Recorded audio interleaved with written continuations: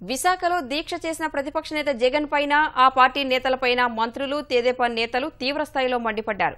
విశాఖ ప్రతిష్టను దిగజార్చేందుకే ప్రతిపక్ష నేత జగన్ కుట్ర పన్నారని ఆరోపించారు. రాష్ట్ర ప్రయోజనాలను కాలరాసి లక్షల కోట్ల రూపాయలు లూటీ చేశారని ఘాటుగా ఆరోపించారు. భూమాఫియా, గనుల మాఫియా, ఇసుక మాఫియా, మద్యం మాఫియా ఇలా అన్ని మాఫియాలు ఏర్పాటు చేసి ఆంధ్రప్రదేశ్ ప్రజాధనాన్ని అనకొండలా మింగేశారని వ్యాఖ్యానించారు.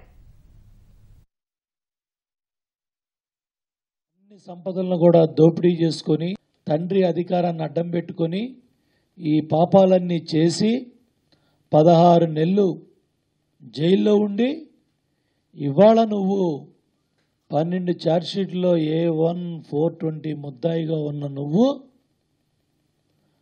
మా మీద సిబిఐ కేసులు అడుగుతావు.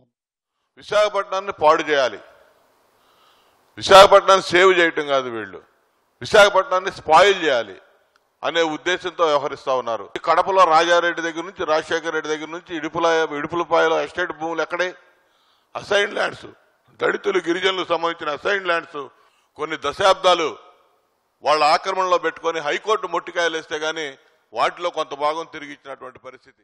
నేను మరొకసారి సవాల్ చెప్తున్నాను, నీకేమైనా ఆధారాలు ఉంటే ఎక్కడ భూమి సర్వే నెంబర్ ఎక్కడ నా పేరుని కానీ, నా కొడుకు పేరుని కానీ, నా బంధువుల పేరుని కానీ, ఎవరైనా సరే నా పార్టీ వాళ్ళు కానీ పలానా దగ్గర ఆక్రమించారని, పలానా సర్వే నెంబర్లో భూమిలో ఉన్నామని, పలానా దొంగ డాక్యుమెంట్ అమ్మావని, లేదా ఏమైనా అడ్వాన్స్ ఇచ్చావని ఏ ఒక్కటో ప్రూవ్ చేసినా మళ్ళీ నేను సిద్ధంగా ఉన్నాను. మీ వైసీపీ ఆఫీసులో 2 రోజులుగా పనిచేస్తాను.